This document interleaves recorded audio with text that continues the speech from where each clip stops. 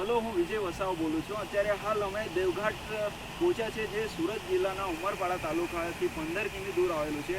અને જ્યાં અત્યારે જોવા જઈએ તો પ્રકૃતિનું નજરાણું ખૂબ જ મસ્ત જોવા મળી રહ્યું છે. કુદરતનું અનહદ જે પ્રકૃતિ સાથે જે નાતો છે તે આપણને ખરેખર અહીંયા જોવા મળશે.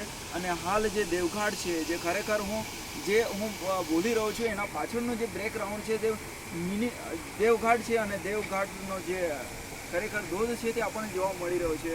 અને આ દિવાળી કોરોના પછી જે દિવાળીમાં જે દેવઘાટ ઇકો ટુરિઝમ છે તેને ખુલ્લું મૂકવામાં આવ્યું છે, તો ઘણા બધા પબ્લિક જોવા મળી રહી છે. અને શું કહે કે અત્યારે અહીંયા સમય એવી રીતના રૂલ્સ રેગ્યુલેશન પણ બનાવવામાં આવે છે જે ડિપાર્ટમેન્ટ દ્વારા, કે એમાં 3 કલાક સુધી જ શું કહે આપણે રહી શકીએ, એના કરતાં વધારે હશે તો તેને રહેવા દેવામાં આવતું નથી. એવી રીતના અલગ અલગ જે અહીંયા જે વન સમિતિ છે તેના દ્વારા પણ એ લોકોએ રૂલ્સ બનાવ્યા છે. સાથે ગવર્મેન્ટ ડિપાર્ટમેન્ટ, ફોરેસ્ટ ડિપાર્ટમેન્ટ દ્વારા પણ જે રૂલ્સ બનાવવામાં આવ્યા છે. અને ઘણું સારું જે ઘણા પ્રવાસીઓ આવી રહ્યા છે. અને જે ખરેખર લાંબા સમય પછી જે આવ્યું ઇકો ટુરિઝમ ખોલવામાં આવ્યું છે, તો બધા પોતપોતાનું રૂલ્સ રેગ્યુલેશન પણ સાચવી રહ્યા છે.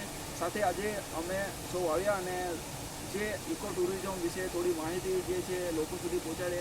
તો ખાસ એ છે કે અત્યારે કોઈ પણ મિત્રો આવશો તો અહીંયા સોશિયલ ડિસ્ટન્સનું પાલન રાખશો. સાથે શું કે પોતાની રીતે માસ્ક અને સેનિટાઈઝરનો કમ્પલસરી ઉપયોગ કરવો જરૂરી છે, કેમ કે અત્યારે સમય અને સિચ્યુએશન પ્રમાણે આપણે પોતે જ જાગૃત બનવાની જરૂર છે.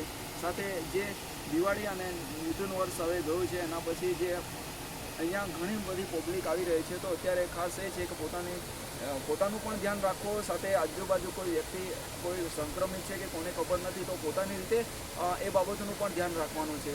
તો આ ખાસ વિશેષ અત્યારે જે ઇકો ટુરિઝમ ખોલવામાં આવ્યું છે તેનો તમે પ્રકૃતિની મજા પણ લઈ શકો છો. સાથે આ બાબતોનું પણ ધ્યાન રાખવાનું છે.